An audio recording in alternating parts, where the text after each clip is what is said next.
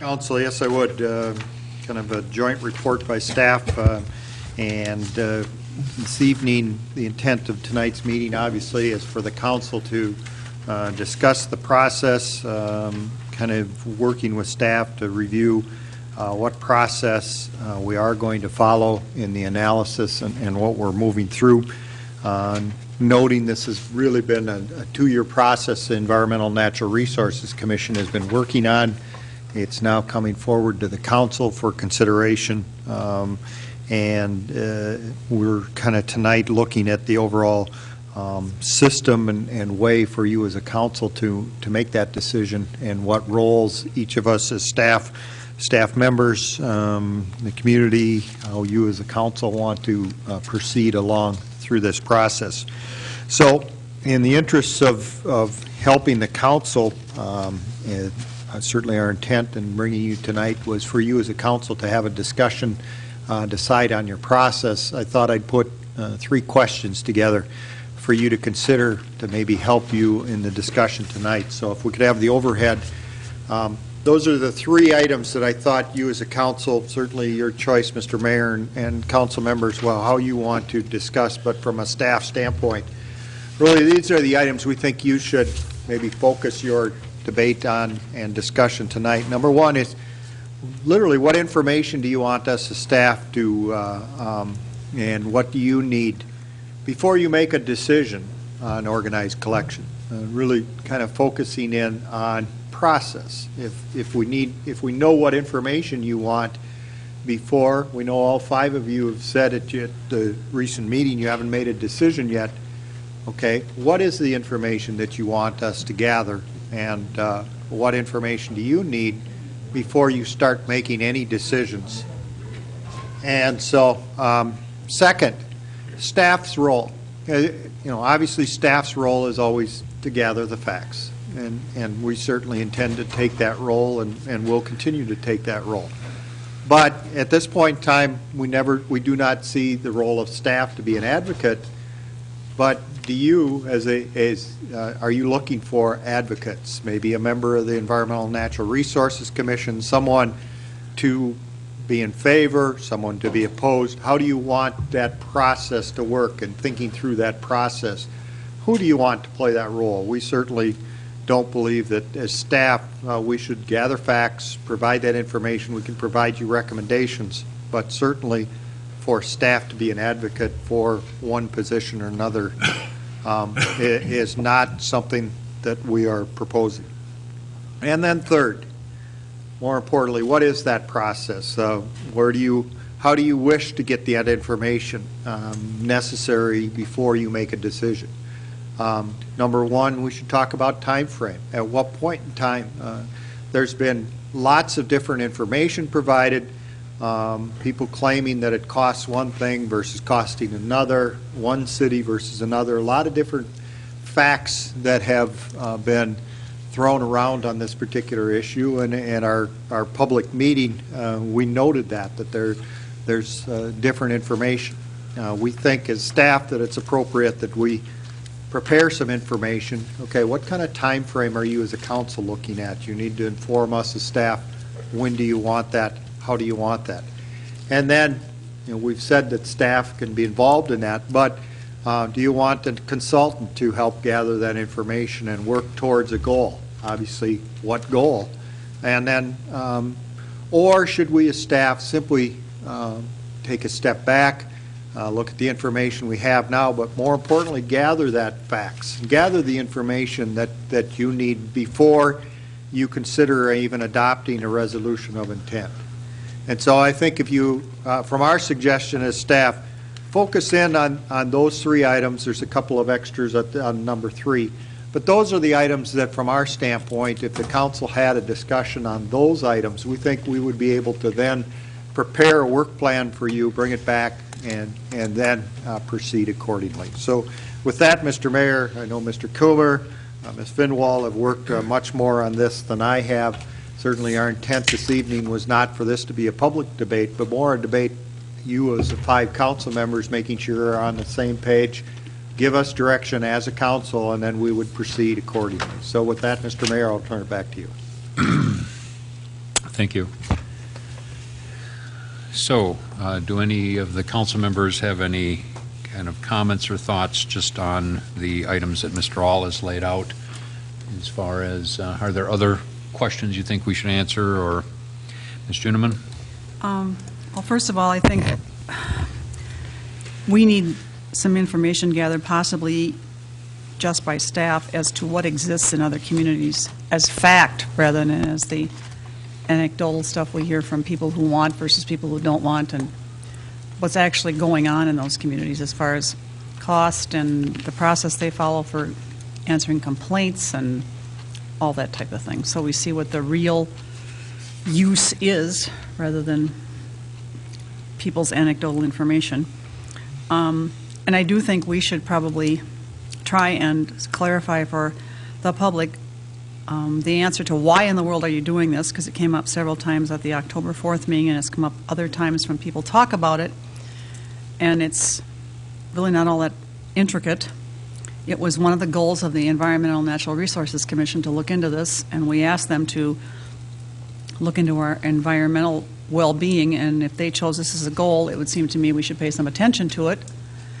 And the other piece is there are actually citizens who have come forward in the last 2 years and asked us, are we ever going to look at this, because other communities do. So if you're going to meet everyone's need to know, I guess they deserve as much acknowledgement as people who say they love their garbage man. So we can't base it on just how people feel about this. We have to base it on what other entities that are doing this actually have gone through whatever, and how they feel it's working for them, and see if there's a variation on that that would even work for us. But we need to put a large shovel on top of the pile of rumors that says we've already made up our minds and blah, blah, blah, because that is blah, blah, blah. We're just looking into something, and you can hardly make a decision unless you have information. Mr. Nephew? It doesn't directly go to Chuck's points of discussion, but just in terms of I guess where I'm at in looking at the whole issue. When I've been aware of the Environmental Commission looking at this, I've been aware of residents, certainly since I've been elected, asking if it was something that we would be willing to consider and so forth. I hadn't done a huge amount of study in the details ahead of this coming up on our agenda earlier this year in a workshop. But with the amount of feedback that we've gotten from people, particularly with the mailers that were directed at residents and so forth, and with some of the remarkable information that has been done by other agencies and other communities, I've really done a whole lot of reading and a whole lot of thinking about this. And I strongly favor organized collection based on all the information that is available out there for anyone who cares to look for it. I think that there is really strong evidence that it not only has substantial benefits to the community, that it has bottom line benefits to individual homeowners, provided that the organization is done in a way that takes maximum benefit from market forces. What we're talking about is not some kind of government takeover, despite what the industry would like to term it. We're talking about using the city as a vehicle for collective bargaining for our mutual benefit. And I think from what I've seen in other cities that in the worst case scenario, you're not really any worse off price-wise than what you pay today, and a little bit better. And in the best case scenario, you're a lot better off. And I think a lot of this has to do with how you structure it. Essentially, there are some communities that more or less have and obviously nobody's done it in about 20 years, but when they did do it, there were some that appear to have done it more or less by coming to an accommodation with the haulers in their cities and agreeing to carve up the pie, and everybody has some mutual back scratching going on. And I think that those cities where they have consortiums or cartels or whatever you want to call the structure don't seem to have as good bottom line value for their residents. The ones where they have a process where there's a great deal of transparency in the bidding and a great deal of frequent rebidding of contracts, a competitive environment, really can substantially improve the bottom line for their residents. And so I think that from my standpoint, I feel like, as far as I can tell, just about any city that's looked into this, that has gone to the trouble of spending, a year or more having a panel of residents look into all the information, inevitably they come up with a recommendation that this makes sense to do. And inevitably, people at the political decision-making level get blindsided by the vehemence of opposition from a narrow group of people that are really motivated against it and are in many cases profoundly misled, and that derails it. And so I am not really interested in us as a city sinking a whole lot of resources into replicating every other study that's been done by a group in every other city in the state. Not when we not only have those studies themselves, but we have the summaries of those studies done by the MPCA and so forth. And so I'd rather focus on what is it that works best as an approach to organized collection. How do you do this practically? And what are the policy requirements that we would have as a council? Because I think that the decision of whether or not it's good public policy is more or less, in my mind, settled. And I don't know if that's true for anybody else on the council, but that's where I've gotten to from the process so far of wrestling with this issue.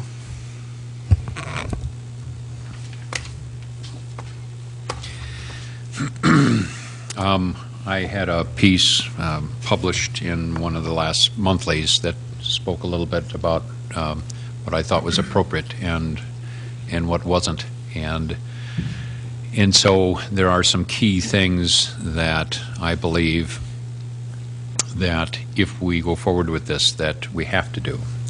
And so certainly one of them is that, and the main one is the cost and the ability to, as Mr. Nephew was saying, use the strength of the city to buy down the cost of collection. And so I think that is one of the things that I have to just make sure that we're absolutely positive of, is that if we go forward, that we would be doing that. At our meeting where we had the citizens come and tell us what their concerns were,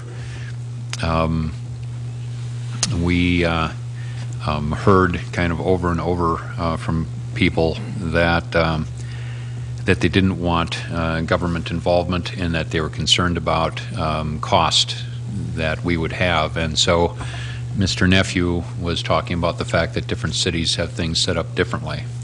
And I know in some cities that they actually have a revenue stream from the process they have set up.